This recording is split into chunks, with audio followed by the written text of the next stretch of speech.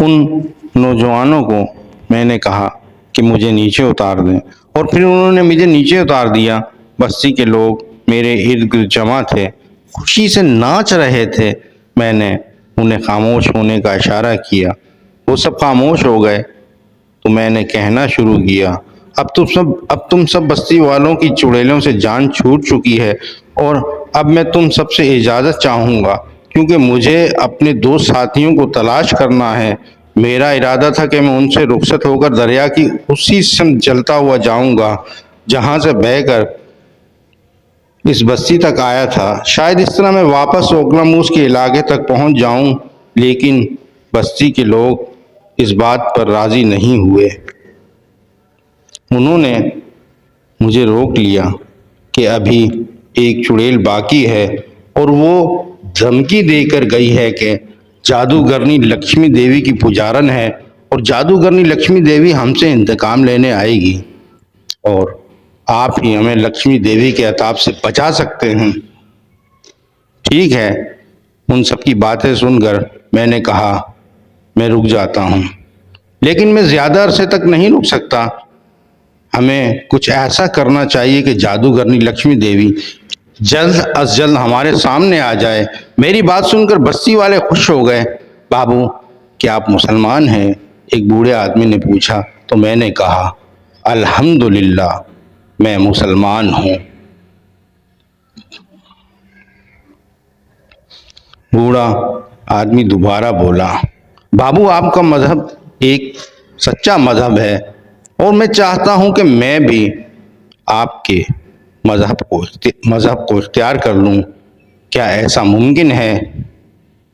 मैं आपके मजहब में आ सकता हूँ? बूढ़े की बात सुनकर मुझे खुशी हुई। मैं मुस्कुराते हुए बोला, क्यों नहीं, आप हमारे मजहब को अपनाकर मुसलमान हो सकते हैं। और फिर कुछ और लोग भी आगे बढ़े। देखते देखते बस्ती के अच्छे खासे हिंदू हो गए, जो अपने पूरे खानदान के साथ मुसलमान होने पर तैयार थे। इनमें बूढ़ा आनंद और रवि छगन का खानदान भी शामिल था। उन सब दीन के बारे में समझाना मेरे अकेले का काम नहीं था। लिहाजा मैंने उनसे पूछा कि यहाँ करीब में कोई मुसलमानों की आबादी है। तो रवि बोला कि हमसे चंद मील के फासले पर ही मुसलमानों की आबादी है।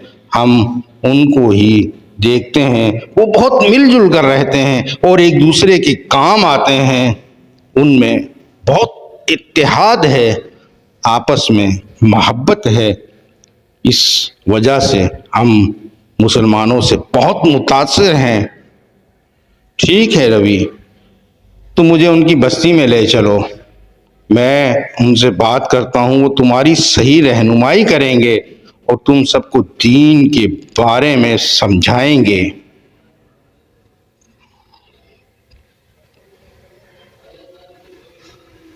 और फिर रवि और बूढ़ा आनंद मुझे मुसलमानों की बस्ती में ले आए।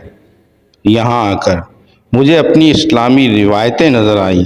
बस्ती में दाखिल होने के बाद हम थोड़ा आगे ही बढ़े थे कि कुछ लोगों ने हमें घेर लिया। मैंने उन्हें सलाम किया, उन्होंने सलाम का जवाब दिया और बस्ती में आने का सबब दरियाफ्त किया। तो मैंने उन्हें बताया कि आपके करीब ही इन लोगों की बस्ती है, ये सब हिंदू हैं और मुसलमान होना चाहते हैं, और इसके लिए मुझे आपकी बस्ती से कुछ आलिम दीन की ज़रूरत है, ताकि वो इनको इस्लाम के बारे में समझाए और इन्हें मुसलमान कर दें। मेरी बात सुनकर वो सब खुश हो गए और फ़ौरन मुझे एक मस्जिद में ले गए।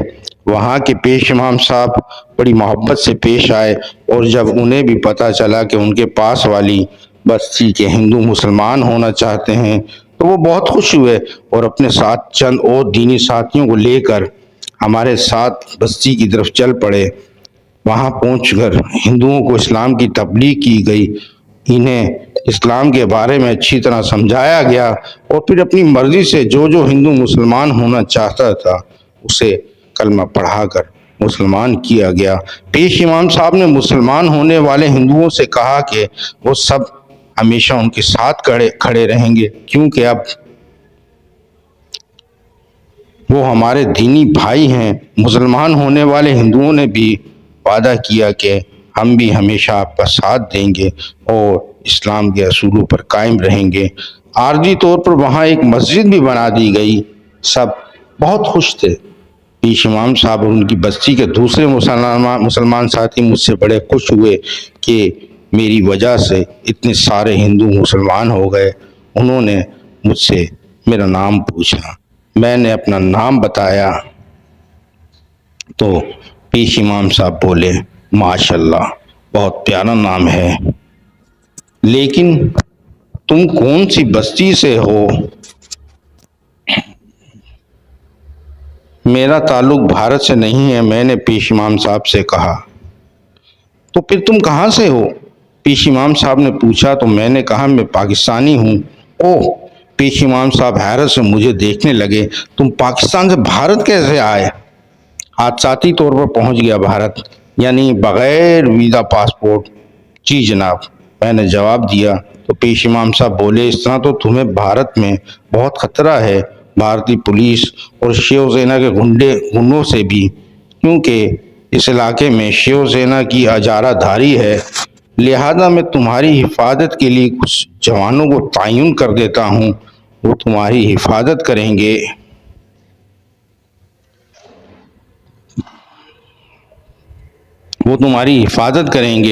बहुत बहुत वो शुक्रिया कारी साहब, लेकिन मैं इसकी ज़रूरत महसूस नहीं करता, क्योंकि मुझे अपने अल्लाह पर मुकम्मल भरोसा है। मेरे अल्लाह ने मुझे इतनी सलाहियतें दी हैं कि मैं अपनी हिफाजत कर सकूं।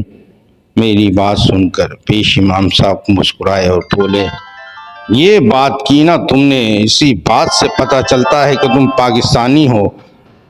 तुम पाकिस्तानी और फिर मुसलमान भी हो। पाकिस्तानी कौम वाकई एक बहादुर और जिरी कौम है। जी मोहतरम, आप ठीक समझे, हम पाकिस्तानियों को, मैंने भी मुस्कुराते हुए जवाब दिया। और फिर पेश इमाम साहब रुखसत हो गए। मैं बूढ़े आनंद के घर में आ गया और सोचने लगा कि अब मुझे क्या करना चाहिए। दूर शहवार और जुल्फ़ान, जिनकी भी मुझे फिक्र थी, जाने वो किस हाल में थे। परिजात ओकला मूस ने जाने उनके साथ कैद में क्या किया था। अब मुझे उनको आज़ाद करवाने के लिए क्या करना चाहिए, उनको किस तरह आज़ाद करवाया जाए। सोचते सोचते मुझे नींद आ गई। सुबह फजर में मेरी आँख खुल गई। आर्जी तौर पर बनाई गई मस्जिद में कोई अजान दे रहा था। मैं घर से बाहर निकल आया। काफ़ी लोग मस्जिद में मौजूद थे। पेश इमाम साहब के साथ आने वाला एक साथी जिसने मस्जिद संभाली थी, उसी ने अजान दी थी। हम सब ने मिलकर फजर की नमाज अदा की और फिर मस्जिद में दर्स दिया जाने लगा। मुसलमान होने वाले हिंदू बड़ी तवज्जो से दर्स सुन रहे थे। ये सब देखकर मेरी तबीयत में एक सुकून आवर सुरूर दौड़ गया। और फिर मैं बूढ़े आनंद के साथ दरिया पर मछली के शिकार के लिए आ गया।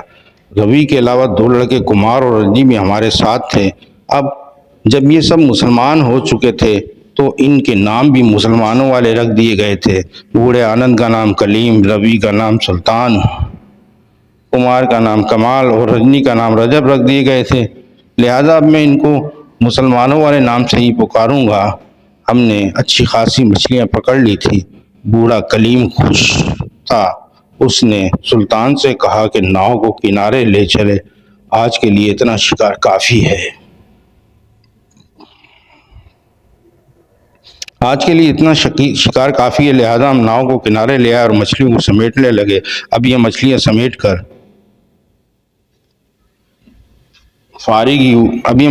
फारिग हुए थे कि 15 के करीब जीपें दरिया के किनारे आकर रुकी। उसमें से तकरीबन 50 के करीब हिंदू नीचे उतरे। उन सब के हाथों में खंजर, तलवारें और भाले थे। उनके तेवर खतरनाक थे। बूढ़ा कलीम, सुल्तान, रजब और कमाल इन खतरनाक शक्लों वाले हिंदुओं को देखकर खौफ में मुब्तला हो गए। उनके चेहरों के रंग उड़ गए। सामी बाबू, ये शिवसेना नामी हिंदुओं की दहशतगर्द तंजीम के लोग हैं। ये मुसलमानों के साथ साथ हिंदुओं को भी मारने से दरेग नहीं करते। ये बहुत खतरनाक हैं। सुल्तान खौफजदा आवाज में बोला तो मैंने हौसला देते हुए कहा, डरने की जरूरत नहीं है, डरने की जरूरत नहीं है। अल्लाह हमारे साथ है, हमें कुछ नहीं होगा, ये हमारा कुछ नहीं बिगाड़ सकेंगे। तुम सब एक तरफ खड़े हो जाओ। इन चारों को एक साइड पर खड़ा मैंने उन चारों को एक साइड पर खड़ा कर दिया। 5 शिवसेना के गुंडे मेरे करीब आ चुके थे, बाकी पीछे खड़े थे। तू है वो मुसलमान लड़का जिसने हमारी जाति के लोगों को मुसलमान किया। एक गंजे सर वाला मोटा ताजा आदमी मेरे बिल्कुल सामने आकर बोला। उसके मुंह से बोलते वक्त बास आ रही थी। हाँ, मैं ही हूँ। मैंने बगैर किसी खौफ के जवाब दिया। उसका इसका अंजाम जानता है। वही गंजा आदमी बोला, मैं किसी अंजाम से नहीं डरता। हम इतने सारे हैं और हमारे हाथों में इतने खतरनाक हथियार हैं कि हम उनके जरिए तेरी तिक्का बोटी कर सकते हैं। और तू फिर भी कह रहा है कि तू किसी अंजाम से नहीं डरता। अंजाम तो हम तेरा और तेरे इन मुस्लिमों का ऐसा करेंगे कि लोग याद रखेंगे। ये कहकर गंजे सांडनुमा हिंदू ने अपनी तलवार हवा में लहराई ताकि मेरी गर्दन पर वार कर सके। उससे पहले मेरे सीधे हाथ का थप्पड़ उसके चेहरे का नाप ले चुका था। वो थप्पड़ इतना सन्नाटेदार था कि आवाज दूर तक गूंजी। गंजे सांडनुमा शख्स को यूं गिरते देखकर उसके साथ खड़े 4 हिंदू और उनके पीछे खड़े शिवसेना के गुंडे परेशान हो गए। 4 आगे खड़े हिंदुओं ने अपनी तलवारें उठाई, लेकिन इससे पहले कि वो मुझ पर वार करते, एक के चेहरे, 2 के गुर्दे और एक के पेट पर मेरे हाथ के जबरदस्त मुक्के पड़ चुके थे और वो उड़ते हुए दूर तक गए थे। जोगान जिनकी दी हुई कुव्वत काम आ रही थी और मुझे भी अंदाजा नहीं था कि ये कुव्वत इतनी जबरदस्त है कि एक ही वार में सामने खड़े को ढेर कर देती है। मुक्के खाने वाले चारों हिंदू जमीन चाट रहे थे। उनमें दोबारा उठने की हिम्मत नहीं थी। अपने 5 साथियों को यूं लम्हों में जमीन बोस होते देखकर पीछे खड़े शिवसेना के गुंडे सटपटा गए और सोचने लगे कि मुझ पर वार करें या ना करें, लेकिन उनकी तादाद अच्छी खासी थी। वो सब एक साथ आगे बढ़ने लगे और मैं सोचने लगा कि मुझे अब क्या करना चाहिए, इनका मुकाबला किस तरह करना चाहिए, क्योंकि मैं नहीं चाहता था बूढ़े कलीम, सुल्तान रजब और कमाल को कोई नुकसान पहुंचे। वो सब मेरी तरफ बढ़ रहे थे और मैं अपने 4 साथियों की वजह से परेशान था। लेकिन फिर वो हुआ जिसका मुझे गुमान तक नहीं था। एक नकाब पोश लड़की हवा में उड़ती हुई नुमादार हुई। उसके हाथों में 2 धारी तलवार साफ नजर आ रही थी। वो शिवसेना के गुंडों पर टूट पड़ी और फिर मैंने उस नकाबपोश लड़की की तलवार का कमाल देखा। वो जिस तरह कलाबाजियां खाकर और हवा में उड़ उड़कर शिवसेना के गुंडों का सफाया कर रही थी, उससे पता चल रहा था कि वो जबरदस्त फाइटर है।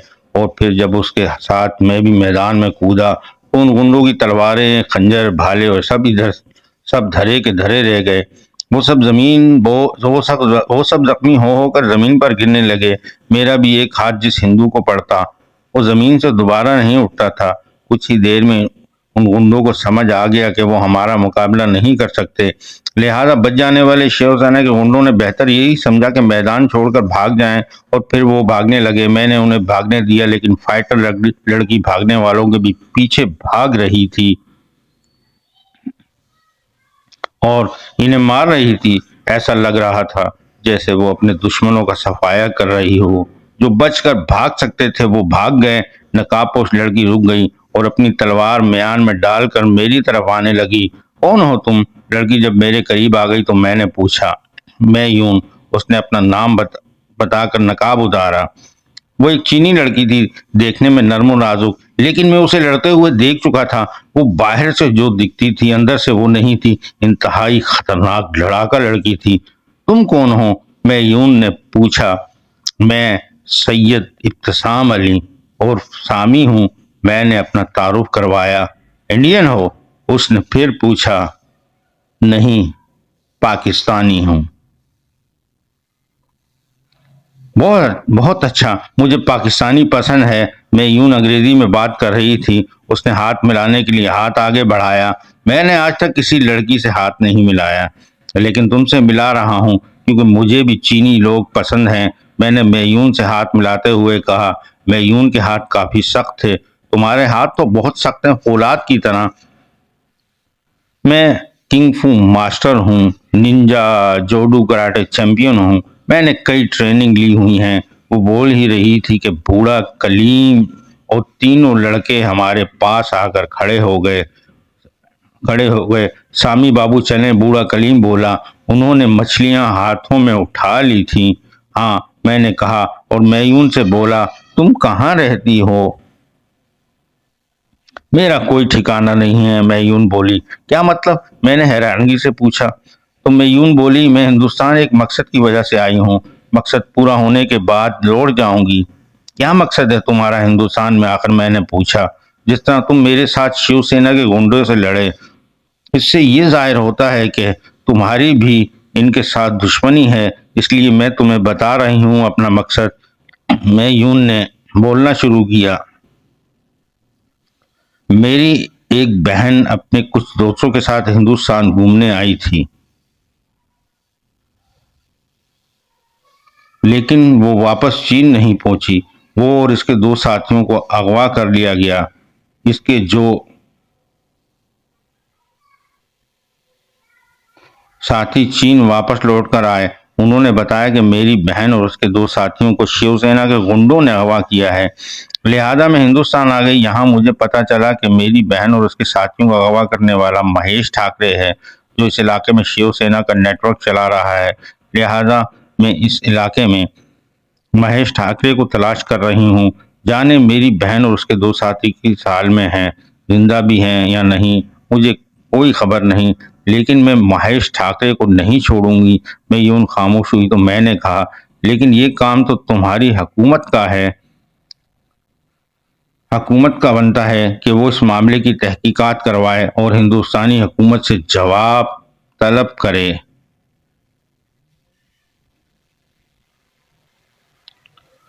हुकूमत भी अपना काम कर रही है, लेकिन मैंने ये मुनासिब समझा कि मैं खुद भी इस मामले की तहकीकात करूं। ठीक है, मैंने कहा, अगर तुम्हारे पास कोई ठिकाना नहीं है तो तुम मेरे साथ चल सकती हो। मैं भी यहाँ। मैंने बूढ़े कलीम और तीनों लड़कों की तरफ इशारा करते हुए कहा। इनकी मदद के लिए इनकी बस्ती में रुका हुआ हूँ और अपना काम खत्म करके आगे रवाना हो जाऊंगा। तो दोनों मिलकर काम करते हैं। तुम मेरी मदद करो, मैं तुम्हारी मदद करूंगा। मेरी बात पर मयून राजी हो गई और हमारे साथ चल पड़ी। बूढ़ा कलीम, सुल्तान, रजब, कमाल भी इस बात पर खुश थे कि अब उनकी बस्ती में एक नहीं, दो उनके मददगार हैं और हम दोनों के होते हुए कोई उनका बाल भी भीगा नहीं कर सकता। हम दोनों बातें करते हुए आगे बढ़ रहे थे। मैंने मेयून को बताया कि मैं हिंदुस्तान कैसे पहुंचा। मेरी बातें वो हैरत से सुन रही थी। चुड़ैलों, जुगान जिन, दुजरे शवार, जादूगरनी के बारे में सुनकर उसे यकीन नहीं आ रहा था, लेकिन मैंने उसे यकीन दिलवाया कि ये सब सच है और यहाँ ऐसा ही है। और मैं बस्ती वालों की जान एक बच जाने वाली चुड़ैल और लक्ष्मी जादूगर और जादूगरनी लक्ष्मी देवी छुड़वाकर रोगान जिन और दुरेशवार को ओकला मूस की कैद से आजाद करवाने के लिए आगे रवाना हो जाऊंगा। मेरी बात सुनकर मैयून बोली।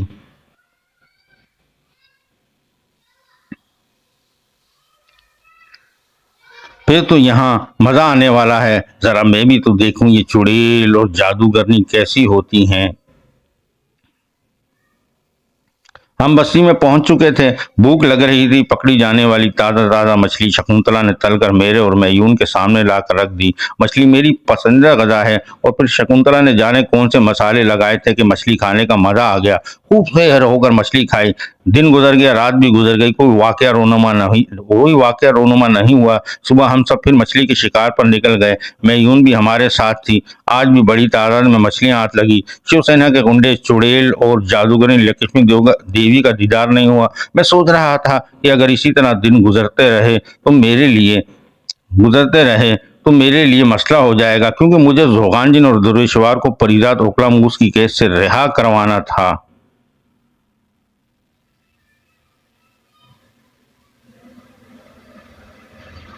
मछलियां लेकर हम बस्ती में आ गए। बूढ़ा कलीम, कमाल और रजब पकड़ी जाने वाली मछलियों लेकर बाजार चले गए ताकि उन्हें फरोख्त करके इस्तेमाल की दूसरी अशिया खरीद सकें। उनको गए अभी घंटा ही हुआ था कि बस्ती में शोर उठा। मैं और मयून बूढ़े कलीम के घर में बैठे हुए थे। शकुंतला भी हमारे साथ थी। ये शोर कैसा है? मयून बोली। मेहमान आ गए तुम्हारे, मैंने हंसते हुए कहा। अच्छा, मयून बोली, तो चलो फिर चलते हैं। चलो तो फिर चलते हैं। मयून ने अपनी तलवार उठा ली और फिर हम बाहर निकल आए। बाहर का माहौल बस्ती वालों के लिए नहायत खतरनाक था। खतरनाक क्योंकि शिवसेना के गुंडों की एक बड़ी तादाद ने बस्ती को घेरा हुआ था। हमें घर से बाहर निकलते देखकर दूर खड़े एक आदमी ने हाथ का इशारा करते हुए चिल्लाकर कहा, सरदार, ये दोनों हैं।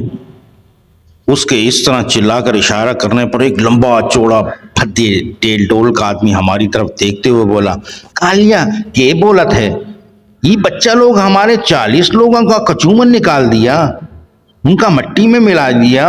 ये बच्चा लोग। और फिर उसने जोरदार कहका लगाया, हमका यकीन नहीं आता, इनका हैसियत तो चूंटी भी मारने का नहीं है रे। मयून और मैं बूढ़े कलीम के घर के बाहर खड़े उस भद्दे शख्स की बातें सुन रहे थे। सरदार, आप इनको जो समझ रहे हैं वो नहीं है, ये दोनों बहुत खतरनाक हैं। दूसरा आदमी बोला।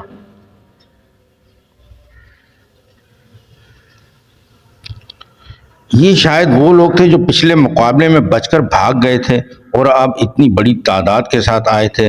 मैं और मयून सुकून से खड़े थे। गुंडों की इतनी तादाद देखकर भी खौफ हमारे चेहरों पर नहीं था। मैंने मयून की तरफ देखा, वो भी पुरसुकून थी और गुंडों से मुकाबला करने के लिए पर तोड़ रही थी। एक कालिया आई साली चीनी सुंदरिया भी फेरे।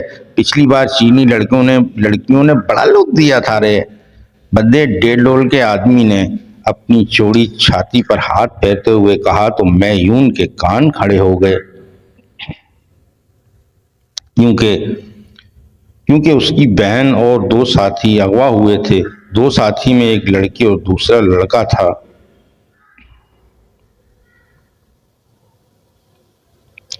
तूने उन तीनों चीनियों के साथ क्या किया? मयून ने हिंदी में उस लंबे चौड़े भद्दे डेढ़ डोल के वाले शख्स से पूछा तो वो अपनी लंबी लंबी मूछों को ताव देता हुआ बोला, खाया पिया, मजा लिया और मार दिया तीनों को। बहुत मचल रहे थे साले। उसकी बात सुनकर मयून की आंखों में खून उतर आया। वो चीख कर बोली, कुत्ते, मैं तुझे जिंदा नहीं छोड़ूंगी। अरे चोरी के तेवर तो देखो, हमका धमका रही है। महेश ठाकरे को धमका रही है साली। ये जानती नहीं कि हम यहाँ का बादशाह हूं। अभी सुसरी के टुकड़े करके चील कौवे को खिला दूंगा। अबे ठाकरे, तू भौंकता बहुत है, मैंने मुस्कुराते हुए कहा तो महेश ठाकरे ने हैरत से मुझे देखा और बोला, बचवा, टुकड़े कर दो साले के, लड़की को जिंदा पकड़ो, इसको हम अपना जोरू बनाऊंगा। और महेश ठाकरे के आदमी आगे बढ़ने लगे। मैं यूं कलाबाजियां खाते हुए महेश ठाकरे की तरफ बढ़ने लगी और मैं उसके साथियों पर टूट पड़ा। उनके हाथों में खतरनाक हथियार थे, लेकिन वो मुझ पर बेकार साबित हो रहे थे। मैं अपनी फुर्ती से उनके हथियारों से बचकर उन पर वार कर रहा था और वो मेरे हाथों की चोट खाकर जमीन पर ढेर होते जा रहे थे। मैं यूं महेश ठाकरे के करीब पहुंच चुकी थी और उसके नजदीक पहुंचकर उसने दो धारी तलवार का एक भरपूर वार उस पर किया, लेकिन वो मयून की तवक्को के बरखिलाफ बहुत फुर्तीला निकला। उसने मयून के वार से खुद को बचा लिया।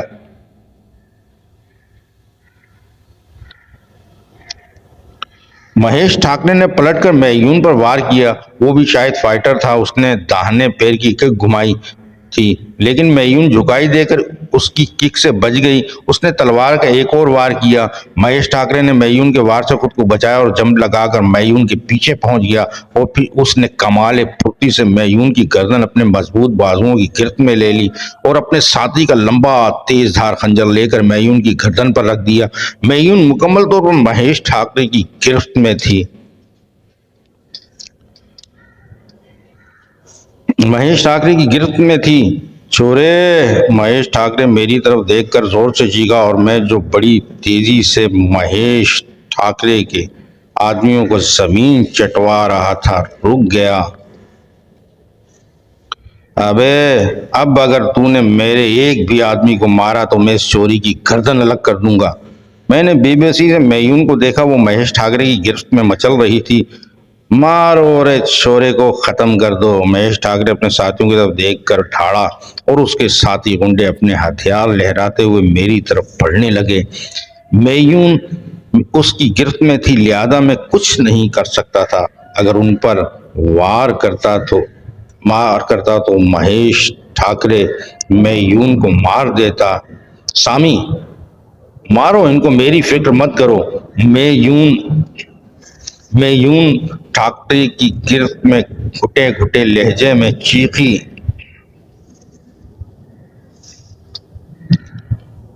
मैं शशोपंज में खड़ा था। महेश ठाकरे के साथी गुंडे मेरी तरफ बढ़ रहे थे, लेकिन उन पर एक खौफ तारी था। वो देख चुके थे कि मैं कितना ताकतवर हूं और किस आसानी से मैंने उनके बहुत से साथियों को जमीन चाटने पर मजबूर कर दिया था। दूर खड़ा महेश ठाकरे, जिसने मेयून को अपनी गिरफ्त में लिया हुआ था, वो भी अपने साथियों के खौफ को महसूस कर रहा था। अबे, महेश ठाकरे अपने साथियों को गंदी गालियां बकते हुए चीखा। मारो छोरे को। और इसके साथियों ने अपनी रफ्तार तेज कर दी, लेकिन इससे पहले कि वो मुझ तक पहुंचते, फजा में जोरदार बिजली कड़की और सब अपनी जगह पर साकत हो गए। बिजली दोबारा कड़की और फिर हवा में उड़ती हुई जादूगरनी नजर आई। हाँ, वही जादूगरनी जिसका नाम लक्ष्मी देवी था। उसके साथ बचकर भागने वाली चुड़ैल भी थी। उस चुड़ैल के हाथ में जंजीर थी और जंजीर के दूसरे सिरे पर चुड़ैल महारानी की गर्दन थी। यानी चुड़ैल महारानी की गर्दन में जंजीर डालकर उसे उस चुड़ैल ने काबू किया हुआ था। लक्ष्मी देवी, जादूगरनी लक्ष्मी देवी को देखकर वहां खड़े कई लोगों के मुंह से निकला, हाँ, मैं जादूगरनी लक्ष्मी देवी हूं और मैं आई हूं इस लड़के का नाश करने। इसने मेरी पुजारनों को मारा है। मैं इसे भयानक मौत मारूंगी। वो मेरी तरफ देखते हुए बोल रही थी और फिर महेश ठाकरे की तरफ मुड़ी। ठाकरे। और महेश ठाकरे जादूगरनी के मुंह से अपना नाम सुनकर कांप गया। उसने मेयून को अपनी गिरफ्त से आजाद कर दिया और ये उसकी बहुत बड़ी गलती थी। जी जी देवी जी, महेश ठाकरे कांपती हुई आवाज में आजी से बोला। लड़की तेरी, इससे मुझे कुछ लेना देना नहीं है। तू इसे ले जा सकता है, लेकिन ये लड़का मेरा शिकार है, इसे मैं मारूंगी। जी देवी जी, जैसी आपकी आज्ञा। ठाकरे दोनों हाथ जोड़कर झुकते हुए बोला। जादूगरनी लक्ष्मी देवी की बात सुनकर ठाकरे की बाँछें खिल गई थी। वो तो यही चाहता था कि मेयून उसे मिल जाए। फैसला उसकी मर्जी के मुताबिक हुआ था। वो बहुत खुश था। जादूगरनी दोबारा मेरी तरफ मुड़ी। अभी तक वो हवा में ही मौलिक थी। लड़के, तूने मेरा बहुत नुकसान किया है और तुझे इसका खामियाजा भुगतना पड़ेगा। देख, इस महारानी का अंजाम, ये तेरी हिमायत में बोल रही थी। अब इसे भी तेरे साथ मरना पड़ेगा। लक्ष्मी देवी ने महारानी चुड़ैल की तरफ देखा और वो जंजीर में कैद मचल रही थी। खुद को जंजीर से आजाद करवाने की कोशिश कर रही थी, लेकिन जंजीर बहुत मजबूत थी। मुझे महारानी चुड़ैल पर तरस आने लगा। वो मेरी मोहब्बत में गिरफ्तार होकर इस मुसीबत में फंसी थी। देखे जादूगरनी, मैं तुझसे उलझना नहीं चाहता। बेहतर यही है कि अपना रास्ता ले और तू भी मुझसे मत उलझ। मैंने जादूगरनी लक्ष्मी देवी को समझाना चाहा, लेकिन वो मेरी बात सुनकर आग बबूला हो गई। उससे गुस्सा आ गया और चीख कर बोली, तेरी इतनी औकात नहीं कि तू मुझसे उलझे। मैं अभी लम्हों में तुझे मौत के घाट उतार दूंगी और ये सब तेरी भयानक मौत का तमाशा देखेंगे। जादूगरनी इर्द गिर्द खड़े लोगों की तरफ देख कर बोली और फिर उसने कुछ पढ़ते हुए अपने हाथ घुमाए। चंद ही लम्हों में उसके हाथों के इर्द गिर्द आग का गोला गर्दिश कर रहा था। उसने वो आग का गोला मेरी तरफ उछाल दिया। आग का गोला नहायत तेजी से मेरी तरफ बढ़ने लगा। मैं आग के गोले से बचने के लिए पीछे हटने लगा, लेकिन मेरी किस्मत, उसी लम्हे मेरे पैर एक पत्थर से टकराया और मैं नीचे गिरने लगा। मेयून को ठाकरे ने अपनी गिरफ्त से आजाद कर दिया था। इतनी खतरनाक लड़की को उसे यूं आजाद नहीं करना चाहिए था। और बस वही लम्हे थे। मेयून ये सब देख रही थी। इन्हीं लम्हों में मैयून ने फुर्ती के साथ अपनी दो धारी तलवार का वार ठाकरे की गर्दन पे किया। ठाकरे की गर्दन धड़ से अलग होकर दूर जा गिरी। दूसरे लम्हे में उसने एक लंबी छलांग लगाई और हवा में उड़ती हुई चुड़ैल तक पहुंची और उसकी गर्दन भी मैयून ने अपनी तलवार के वार से जुदा कर दी। तीसरे लम्हे में वो मेरे करीब कलाबाजियां खाते हुए पहुंची और मैं जो जमीन पर गिरने ही वाला था मुझे थाम कर आग के गोले से दूर ले गई। आग का गोला जहां मैं खड़ा था वहां गिरा और उस जगह को जलाकर स्याह कर दिया। साथ ही वहां एक गहरा गड्ढा बन गया। मैं मैयून की इस फुर्ती पर हैरान रह गया। वो ऐसा हैरत अंगेज कमाल दिखा सकती है, ये मेरे गुमान में भी नहीं था। कमाल कर दिया तुमने। मैं अभी तक हैरत से नहीं निकला था। अभी तो तुमने मेरे कमालात देखे ही नहीं हैं। मैयून मुस्कुराते हुए बोली। जादूगरनी लक्ष्मी देवी और वो लोग जो बस्ती के मैदान में मौजूद थे, उनको अभी तक समझ ही नहीं आया था कि चंद लम्हों में ये क्या हो गया है। सब अंगश्त बदंदा थे। महारानी चुड़ैल जमीन पर पड़ी थी। उसकी भी समझ नहीं आ रहा था कि जो चुड़ैल उसकी जंजीर थामे खड़ी थी, उसकी गर्दन कैसे उड़ गई। मैं और मैयून संभल कर खड़े हो गए और लक्ष्मी देवी पर वार करने के लिए तैयार हो गए। हम उसे वार करने का दूसरा मौका नहीं देना चाहते थे, लिहाजा मैंने और मैयून ने अपनी जगह से एक लंबी छलांग लगाई ताकि जादूगरनी लक्ष्मी देवी के सर पर पहुंचकर उसका खात्मा कर सके। और फिर हुआ भी ऐसा। इससे पहले कि जादूगरनी लक्ष्मी देवी हैरत से बाहर निकलकर संभलती, हम उसके सर पर पहुंच चुके थे और मेरे वार करने से पहले मैयून उसकी गर्दन पर वार करके उसका सर उड़ा चुकी थी। लक्ष्मी देवी का सर कटकर दूर जा गिरा और धड़ जमीन पर हम दोनों भी जमीन पर आ गए। लेकिन फिर हमने देखा कि जादूगरनी लक्ष्मी देवी का सर जो जमीन पर गिर चुका था हवा में बुलंद होने लगा और लक्ष्मी देवी के धड़ की तरफ बढ़ने लगा और धड़ के पास आकर दोबारा धड़ से जुड़ गया। ये एक हैरत अंगेज मंजर था। जादूगरनी लक्ष्मी देवी उठ खड़ी हुई। सामी बाबू, इसके दिल पर वार करो। चुड़ैल महारानी जो अब खड़ी हो गई थी लेकिन जंजीर में जकड़ी हुई थी, जोर से बोली।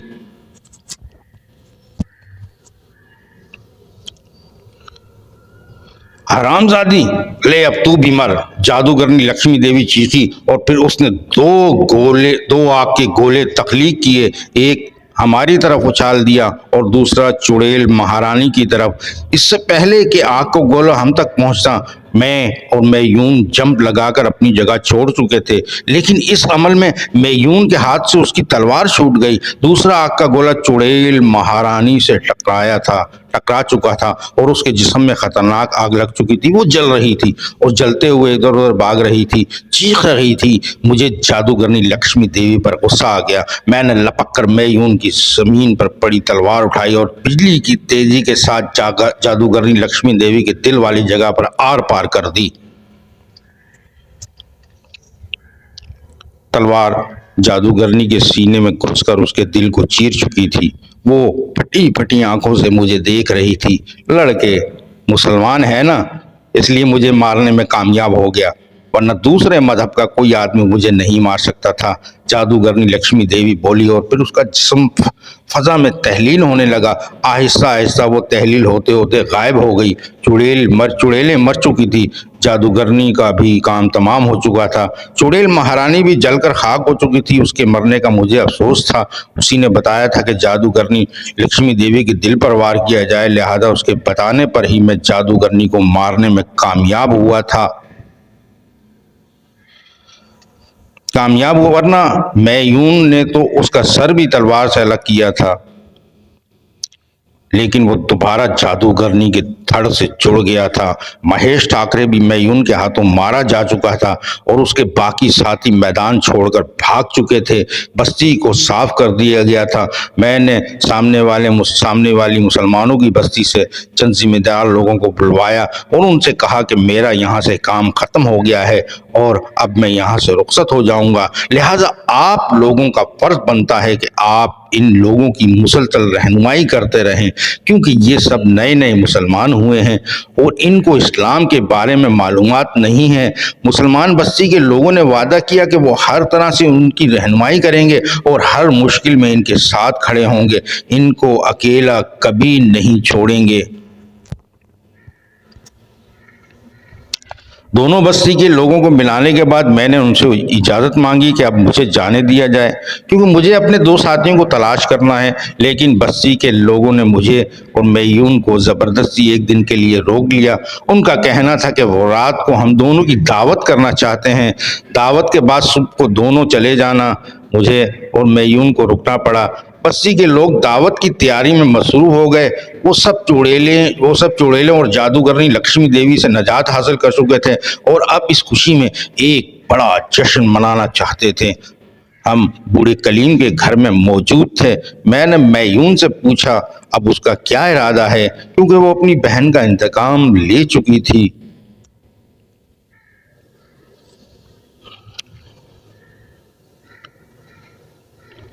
अब तुम चीन लौट जाओगी? मैंने मयून से पूछा। नहीं, मैं तुम्हारे साथ जाऊंगी, तुम्हारे दोस्तों की तलाश में। मयून बोली और मुझे उसकी बात सुनकर खुशी हुई, क्योंकि मैं भी चाहता था कि वो मेरे साथ चले। फिर भी मैंने मयून से कहा, देख लो, मेरा सफर बहुत खतरनाक है। मेरी बात सुनकर मयून हंसते हुए बोली, तो क्या मैं कम खतरनाक हूँ? और मयून की बात सुनकर मैं भी हंस पड़ा।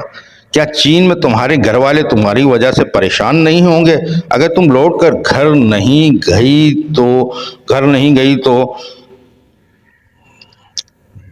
वो मेरी बात सुनकर मयून बोली, मेरे मम्मी पापा मेरी आदत से अच्छी तरह वाकिफ हैं। वो जानते हैं उनकी बेटी अपनी हिफाजत करना जानती और सफ़र की शौकीन है, लिहाजा किसी को कोई परेशानी नहीं होगी। मुझे खुशी होगी अगर तुम मेरे साथ चलोगी तो। और ये तो मैं देख ही चुका हूं कि तुम अपनी हिफाजत कर सकती हो, बल्कि तुम दूसरों की हिफाजत भी कर सकती हो, मैंने कहा और मैं यूं खुश हो गई। रात बस्ती वालों की दावत भी खूब रही, जश्न का एहतमाम भी लाजवाब था। और फिर हम दोनों सुबह सवेरे बस्ती से रुखसत हो गए। बस्ती वालों ने हमें दो घोड़े और कुछ खाने पीने की अशिया के साथ साथ दूसरा सफरी सामान भी दे दिया था। हम दरिया के बहाव के उलट नहायत तेज रफ्तारी से सफर कर रहे थे। रास्ते में कोई दुश्वारी पेश नहीं आई। रात होने वाली थी, लिहाजा एक मुनासिब जगह चुनकर हमने आराम करने का फैसला किया।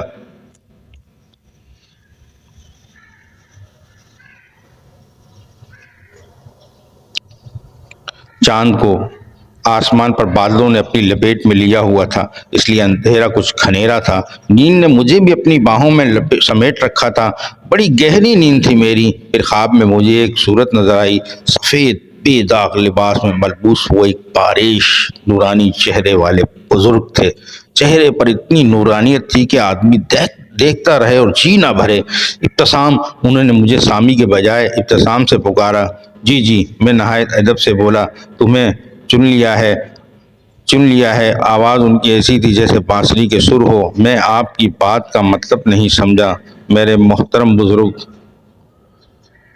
मैंने फिर अदब से कहा तो बुजुर्ग बोले, बेटा मेरी बात गौर से तुम्हें इंसानियत की खिदमत के लिए चुन लिया गया है। अब तुम्हें मुसीबत में फंसे हुए लोगों, मजलूम लोगों की मदद करनी होगी।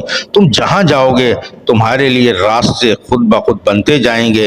याद रखना, कभी जुल्म का साथ मत देना, हमेशा ज़रूरतमंद लोगों के काम आना, उनको मुश्किलों से निकालना, उनकी तकलीफ़ें दूर करना।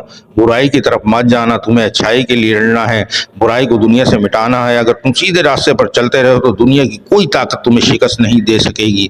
मेरे बच्चे, मेरी ये बातें याद रखना, इन्हें भूलना मत। अल्लाह तुम्हारी हिफाजत करे। अब मैं चलता हूँ। और फिर उस नूरानी चेहरे वाले बुजुर्ग की छवि गायब हो गई।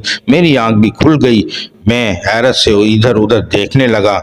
मेरी समझ में नहीं आ रहा था कि ये ख्वाब था या हकीकत। मैं यूं अपनी जगह पर गहरी नींद में सोई हुई थी। मैंने उसे उठाना मुनासिब नहीं समझा। मुझे ऐसा लग रहा था जैसे अभी अभी वो नूरानी शक्ल वाले बुजुर्ग मेरे सामने थे और मुझसे हकीकत में बातें कर रहे थे। अभी मैं इसी तज़ब्ज़ुब का शिकार था कि फ़ज़ा में मुझे रंग बिरंगी रोशनी का एहसास हुआ। यूं लग रहा था जैसे फ़ज़ा में दर्जनों रंग बिरंगे जुगनू बिखरे हुए हों। मैं फ़ज़ा में देखने लगा और गौर करने पर एहसास हुआ कि वो जुगनू नहीं थे, बल्कि छोटी छोटी सी परियां थी। इतनी छोटी कि उनके कद 4-5 इंच से ज्यादा नहीं थे। वो फजा में इधर उधर बिखरी हुई थी।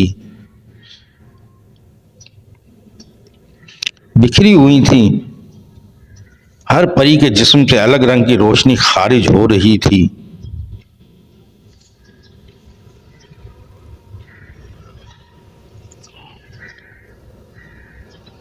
कहानी के वाक़यात अभी बाकी हैं। अगली किस्त में पढ़िएगा कि ये नन्ही नन्ही रंग बिरंगी परियां कौन थी और इन परियों ने सामी और मयून के साथ क्या किया। परीज़ाद ओकलामूस तक सामी और मयून किस तरह पहुंचे। क्या वो परीज़ाद की कैसे जिनजादी और दुरुशवाज रोगान जिन